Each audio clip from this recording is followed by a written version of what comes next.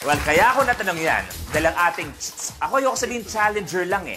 Very, very special challenger natin for the kilalang kilala na tinatama ang mga mali nating kababayan pagdating sa mga batas trapiko. Kilalang kilala siya sa kanyang pagiging strict pero sobrang reasonable naman na alagad ng batas. Pero this time, ang gusto niyang hulihin ay ang titulong Last Man Standing. Palapakan natin, recently appointed MMDA EDSA Traffic Manager and former MMDA Task Force Special Operations Commander, Colonel Bong Lebrija.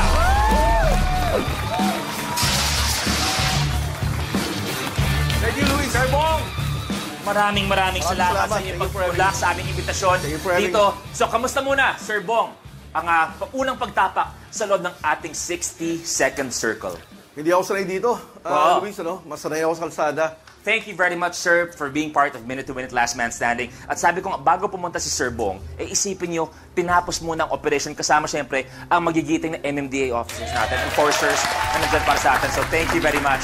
Pero bago tayo tumuloy, ang kwento ni Sir Bong Lebrija, panoorin po natin.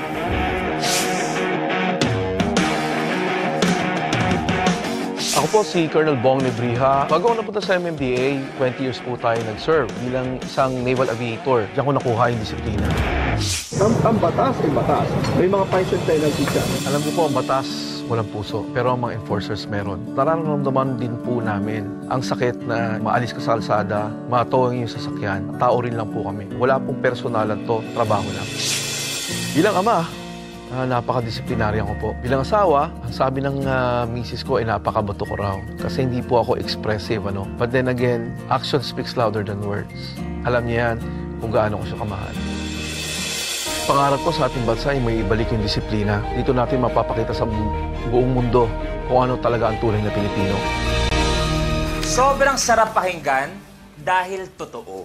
Yun ang kailangan nating lahat. Sir Bong, sa ginagawa niyo po, siyempre kasama magigiting na enforcer natin, ang kailangan niyo dyan unang-una, tapang, paninindigan at yung patience.